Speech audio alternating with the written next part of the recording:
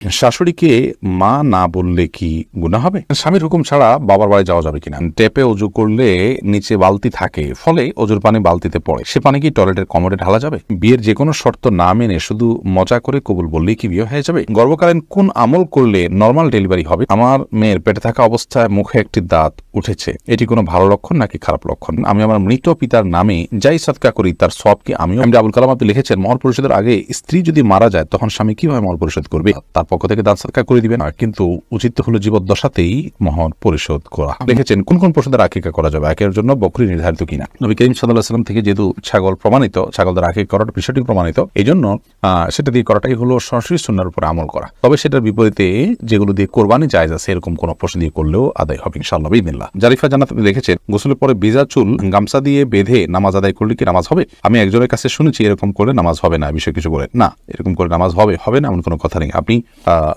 একজন নারী হিসেবে আপনার পুরো শরীর আপনাকে ঢেকে নামাজ পড়তে হবে, শুধুমাত্র মুখমণ্ডল এবং দুই হাতের কবজি আপনি খোলা রাখবেন, এর বাইরে অন্য কোনো শর্ত নেই। আপনি গামছা দিয়ে ঢাকেন বা গামছা দিয়ে বেঁধে তার উপর দিয়ে অন্য একটা কাপড় দিয়ে ঢাকেন, কোনো অসুবিধা নেই। এরপর আমাদের আপনি লিখেছেন, গর্ভকালীন কোন আমল করলে নর্মাল ডেলিভারি হবে? গর্ভকালীন সময় এরকম কোনো বিশেষ আমলের কথা কোন হাদিসে বলা হয়নি যে আমল করলে নর্মাল ডেলিভারি হবে। তবে হ্যাঁ, গর্ভ যাতে নর্মালভাবে হয়, অপারেশন করতে না হয়, সেজন্য আল্লাহর কাছে আপনি সাধারণভাবে দোয়া করতে পারেন। আর দান এবং সাদাকা এটা মানুষকে কঠিন কোনো পরিস্থিতি থেকে উত্তরের পথ দেখায়, বিধায় এরকম পরিস্থিতিতে আপনি কিছু দান সাদাকা করতে পারেন। এবং বিশেষভাবে ইস্তেগফার, দুরূদ সহ যে আমলগুলো বান্দার খুব কঠিন সিচুয়েশনে পড়লে আল্লাহ তাআলা তার জন্য বিষয়টিকে সহজ করেন, সে আমলগুলো আপনি বিশেষ করে করবেন, আল্লাহ তাআলার কাছে সাধারণভাবে দোয়া করতে থাকবেন। এছাড়া সুনির্দিষ্ট কোনো দোয়া বা আমল কোন হাদিস আমাদেরকে শেখায়নি যেটার মাধ্যমে নর্মাল ডেলিভারি হবে।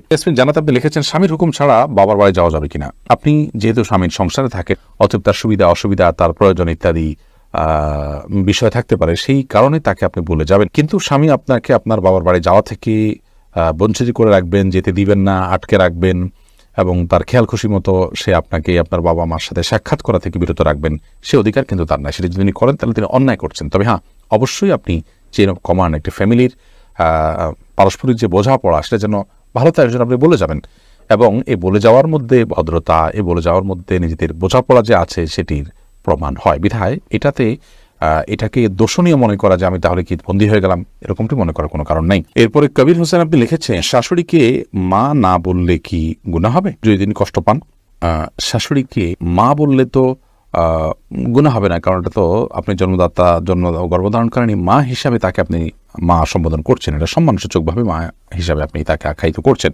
কারণ আপনি আপনার মায়ের নাম যেখানে সেখানে লিখতে হয়, সেখানে শাশুড়ির নাম কোথাও লেখেন না, তার মানে আপনি তাকে আপনার গর্ভধারণকারিণী মা হিসাবেই স্বীকৃতি দিচ্ছেন না, বিধায় তাকে মা বলতে কোনো অসুবিধা নেই। আর যদি মা বললে তিনি কষ্ট পান, তাহলে সেক্ষেত্রে এরকম তো আর কথা নয়। যদি এরকম হয় তাহলে সেক্ষেত্রে আপনি বলবেন না। আপনি লিখেছেন প্রশ্নে, শাশুড়িকে মা না বললে কি গুনাহ হবে? না বললে তো কোনো গুনাহ হবে না। আপনি